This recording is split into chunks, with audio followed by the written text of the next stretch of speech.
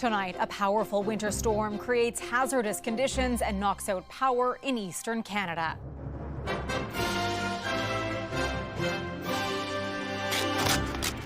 Ice, snow, and high winds cause travel frustration on the roads, at the airports, and on sidewalks. It's very dangerous. Exceptionally icy.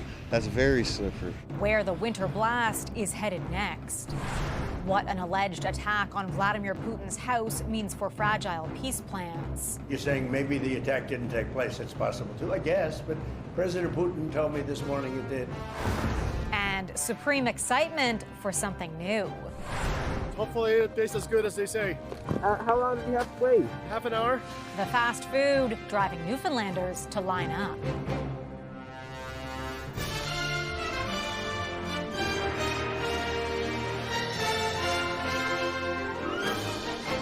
CTV National News with Omar Sachedina. Reporting tonight, Heather Butts. Good evening. A winter storm is blasting parts of the country with dangerous conditions. Snow, freezing rain, and wind from Ontario to Newfoundland and Labrador. Scenes like this one north of Toronto playing out as snow squalls and blowing snow created treacherous whiteouts. Drivers in multiple provinces were urged to stay off the roads today as this massive storm moved east, leading to poor road conditions and flight cancellations. CTV's Sarah Plowman on the messy mix of winter weather. A storm that swallowed roads and coated cars in Kitchener also knocked out power. It was very eerie. I didn't sleep. And hit highways with hazardous conditions. Early on this morning, officers responded to multiple vehicles colliding or in the ditch. The weather continues to change. In Barrie, drivers dealt with snow squalls following freezing rain. In Timmins, people dug out. In Montreal, they sidestepped sidewalks or moved cautiously. C'est pas facile de marcher, il faut être très très prudent. It's not easy to walk. You have to be careful, he says. Careful to look down and up as ice fell from branches and buildings. Big pieces in front of me. I got lucky. A low pressure system that blasted parts of Ontario and Quebec pushed into the Maritimes Monday as Environment Canada issued alerts for much of eastern Canada. And going to be continuing for the remainder of the day and into the overnight and even to some morning hours as well. Outside Fredericton's airport, workers scatter salt. Slick. It's not quite extremely slippery yet, but definitely good to get salt down before the ice starts. Inside, passengers learn their flight to Ottawa is canceled. I am a little saddened. I'm honestly, I kind of expected that it was going to be like this with the way the weather was today. At the Ottawa airport, more cancellations and frustration. They say it's because of bad weather, but this is Canada. There's snow. You have to expect to be able to fly in it. In Fredericton tonight, a city bus hit a power pole and flipped. Police say 5 people on board, including the driver, sustained non-life-threatening injuries. And tonight in Fredericton, the city took its fleet of buses off the roads. Whether you're on the road, a sidewalk, or a parking lot, there's a lot of ice. Heather. All right, Sarah, thank you. South of the border, travel has also been snarled by dangerous winter weather. This footage is from the I-75 in Detroit, one of the city's most traveled roads. 3 tractor trailers and at least 20 vehicles were involved in the pileup. Severe weather impacted much of the Midwest and parts of the country's Northeast, where over 100 million Americans were under high wind alerts today. Newly released video of a highway rescue shows the terrifying moments after a car went off the road. The car slid off a highway in Northern California on Christmas with only a tree keeping the passengers from plummeting down a mountainside. That's when Air Force Staff Sergeant Ruben Talla stopped to help. I thought about my wife and my daughter. What if there's a family on that car? Somebody has to help, you know. Other drivers also stopped to literally lend a hand as they formed a human chain and used some rope to try to keep the car from moving, eventually getting the couple inside to safety. A 47-year-old woman has died after falling into deep snow in Banff, Alberta. The woman did fall into a soft snow immersion and that she was unresponsive on scene. The woman was skiing at Sunshine Village on Saturday when the incident happened. Skiers say they witnessed the fall and notified ski patrol, who found her unresponsive. They administered CPR but were unable to revive her. The cause of death is unknown. New details are emerging tonight about a Canadian couple found dead while vacationing in the Dominican Republic, according to a family member. 55-year-old Hélène Noël and 56-year-old Christine Sauvé were found dead in a resort. Sauvé's brother told CTV News the couple died the night of December 25th, and the family is waiting for more answers. In a statement, Global Affairs Canada confirmed it's aware of the deaths of 2 Canadian citizens in the Dominican Republic. 2 people are dead and 3 hospitalized after an apartment fire in PEI. In the search through the building, we discovered 2 deceased residents of the building. So just want to say at this time that the fire department extends their sincere condolences. Charlottetown's fire department responded to the fire Sunday morning, getting people out through their windows. The Red Cross says it's providing emergency relief to 20 people. The cause has yet to be determined. A deadly avalanche in Spain has killed 3 people. A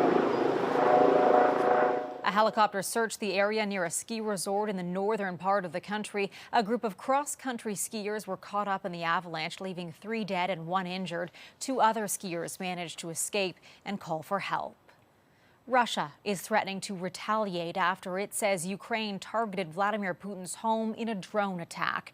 It's an allegation Ukraine strongly denies, that comes after peace talks brokered by U.S. President Trump appeared to be making progress. CTV's Andrew Johnson on a turbulent 24 hours. This is a residential complex belonging to Russian President Vladimir Putin, now at the center of new accusations threatening to derail peace talks nearly 4 years after the invasion of Ukraine. I learned about it from President Putin today. I was very angry about it. Russia is claiming Ukraine launched a drone attack on Putin's residence in northern Russia today and says it will retaliate. Russia didn't provide evidence of the attack. Ukrainian President Volodymyr Zelensky is calling it a lie. U.S. President Donald Trump says he took Putin at his word. It's a delicate period of time. This is not the right time. It's one thing to be offensive, because they were offensive. It's another thing to attack his house. And you're saying maybe the attack didn't take place. It's possible too, I guess, but President Putin told me this morning it did. On Sunday, Trump said talks with Zelensky, which lasted 4 hours, were terrific.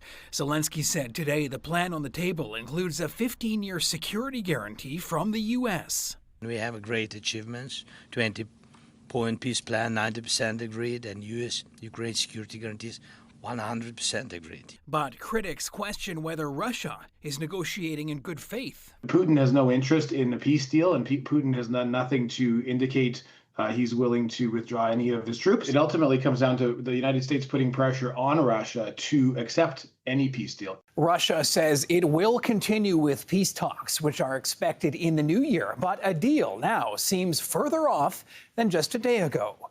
Andrew Johnson, CTV News, Vancouver. Donald Trump was focused on another major priority at Mar-a-Lago today as he held a high-stakes meeting with Israeli Prime Minister Benjamin Netanyahu. It comes as a group of Canadian activists called for sanctions after they were denied entry into the West Bank earlier this month. CTV's John Van Valley Rao explains. Far from Donald Trump's meeting in Florida, in Gaza today, displaced Palestinians trying to survive a harsh winter offered mixed opinions about whether the meeting might amount to much. This man saying everyone's exhausted, cold, and urging the U.S. president to get his peace deal moving on to the next stage and eventually reconstruction. Gaza's a tough place. Trump and Israeli Prime Minister Benjamin Netanyahu speaking with reporters, saying Gaza was among 5 major subjects to be discussed. Trump said he hoped to move to phase 2 of the ceasefire plan quickly, but adding Hamas must disarm. He also suggested the U.S. would consider further military action against Iran if the country tries to rebuild its nuclear program. Now I hear that Iran is trying to build up again, and if they are, we're going to have to knock them down. We'll knock them down. We'll knock the hell out of them, but hopefully that's not happening. I heard Iran wants to make a deal. Meanwhile, in Ottawa, a group of activists held a press conference after they were stopped by Israel at this border crossing 2 weeks ago, trying to enter the occupied West Bank from Jordan. Along with 6 MPs, the group, sponsored by the nonprofit the Canadian Muslim Vote, planned to observe conditions there, but was denied entry. for what the Israeli Defense Ministry said were security reasons. This denial of access is not an isolated incident. It is a small sample of the systematic control and intimidation that Palestinians face every single day under occupation.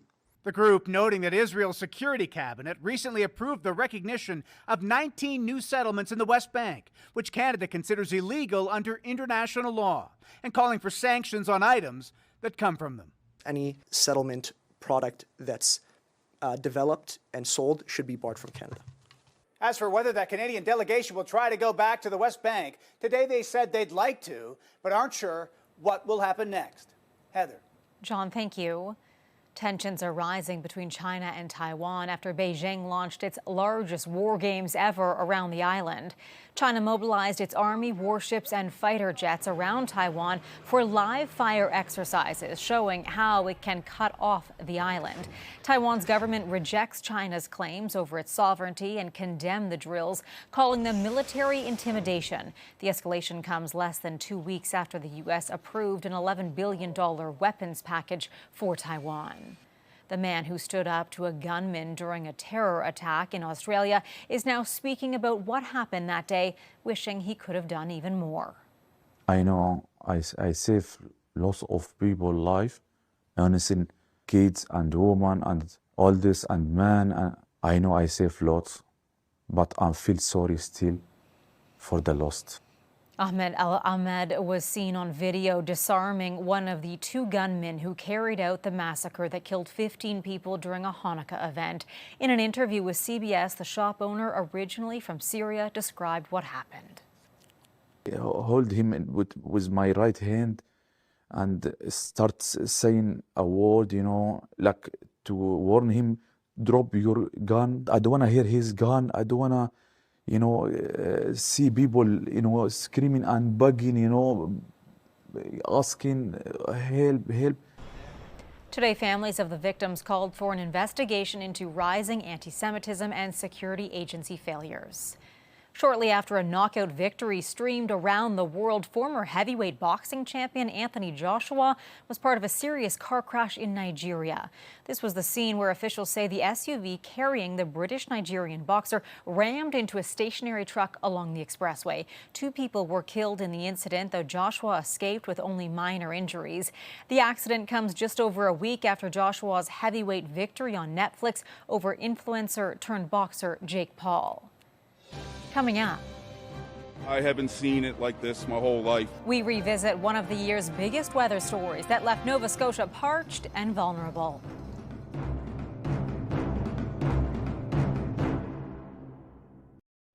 The drought that gripped Atlantic Canada in 2025 broke records and left lasting scars, especially in Nova Scotia. CTV's Paul Hollingsworth looks back at one of the year's defining weather events. As record-setting dry conditions continued throughout the summer of 2025, Nova Scotia's parched weather patterns brought discomfort and damage. I haven't seen it like this my whole life. This part of the country usually has a steady amount of summer rainfall, but that was not the case from June to September. For the summer season in Nova Scotia, what I would consider a significant rain is a fairly widespread 20 millimeters to fall across the province. The last time that happened was June 8th, so it has been about 2 months. Historically dry weather in August sparked 15 active wildfires in Nova Scotia. When we're trying to do and find avenues to support these people. The most dangerous fire was in West Dalhousie near Long Lake, covering 84 square kilometers. 1,000 people were evacuated. 20 homes were destroyed. Well, they called me and told me my house was flat, gone. A lack of rain also had a heavy impact on agriculture. So when we go through a period of a couple of months, very dry conditions, things dry out here in the Maritime region very, very quickly. The drought put a strain on blueberry farmers. Wild blueberries are Nova Scotia's biggest export crop, generating more than $120 million each year. The late summer blueberry yield in Nova Scotia was down more than 50%. They never sized up, and then they actually took to shriveling in the fields from the lack of moisture. so the quality and the size is down considerably. Nova Scotia blueberry farmers implemented a price increase as high as 20%, brought on by the dry conditions that impacted crops. Oh, definitely. I notice it at the grocery store every time I go to buy. Dalhousie University professor Sylvain Charlebois says blueberry farmers could be in short supply long term when it comes to filling large orders. Farmers have contracts, they're price takers, so when they start the season, they have a pretty good idea how much money they're going to make based on these contracts. If they can't fulfill these contracts, well, processors don't like that, so they'll actually move on and buy blueberries, or they'll actually work with sources they can rely on. So sometimes what happens when there's a major drought like this is that it is really awful for farmers, not only for just 1 year, but for several years after. It wasn't just blueberries. Apples, corn, vegetables in all 3 maritime provinces were damaged by the drought. People who sell produce for a living are now managing shortfalls in their product. Leafy stuff might be potentially vulnerable to the heat. This farmer spent many days in August pumping 750 liters of water per minute trying to save his peach crop. We're trying to put about 2 to 3 inches down on these peaches. All summer long, people around the region also continued to breathe dangerous polluted air brought on by heat, humidity, and wildfires. So if you wake up one morning and the air quality is poor, stay home, stay indoors, close the windows, turn on the air conditioning so that it'll filter the outside air. And stay safe, because it is not good for you to be breathing in bad air like that. Increased rainfall and cooler temperatures in September helped alleviate the dry conditions. But there are concerns looking to the future. We need as a province to be more prepared for this. This is going to happen. It's going to continue to happen. About the damage done by this drought and how people can prepare for the next dry spell. Paul Hollingsworth, CTV News, Halifax. Still ahead tonight. The Canadian business bucking the tariff trend and going global.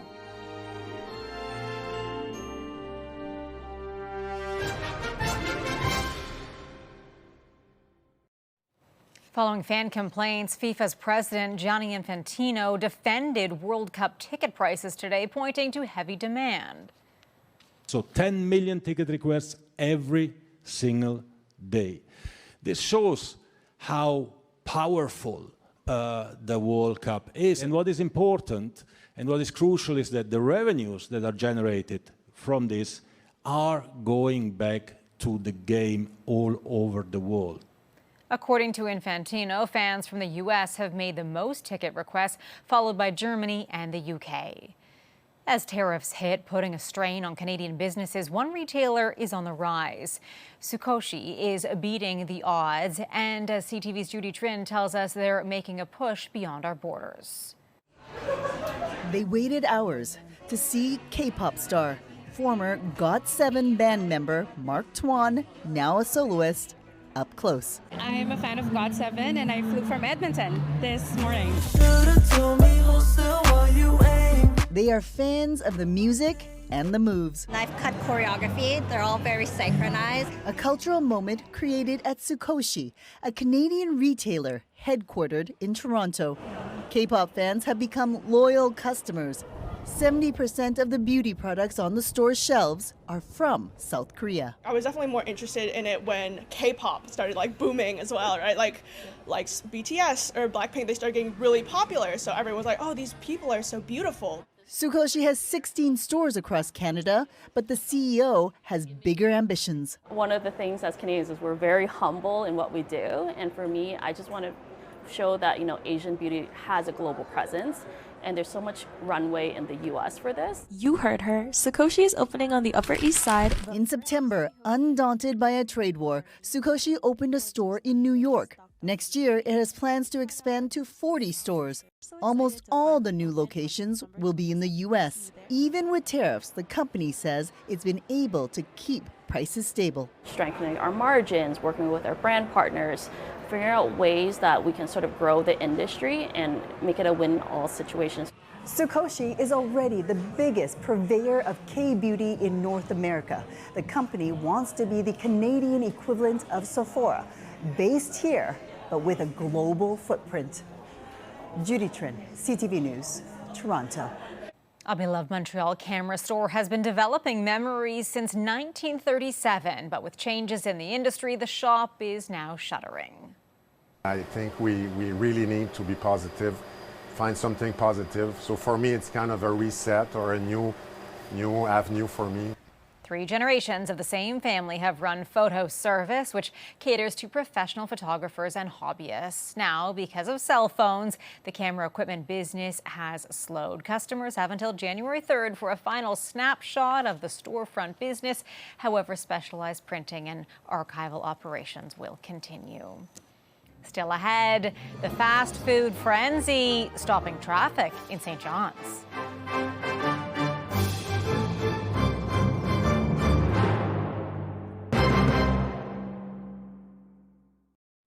We leave you tonight with a fast food frenzy that was anything but for those waiting to get their first bite. CTV's Garrett Berry on the lineup for a taste of Taco Bell and those feeling left out. A parade of red brake lights have taken over this stretch of a major thoroughfare outside of St. John's. Cars lined up down the street for a 3rd day running, waiting for a Taco Bell meal. Delicious. Hopefully it tastes as good as they say. How long did you have to wait? Half an hour. Not too bad. 1:30, 1:58 now. Got the food. Since 1:34. Since 1:34. Do you think it's going to be worth it? Definitely. It better be.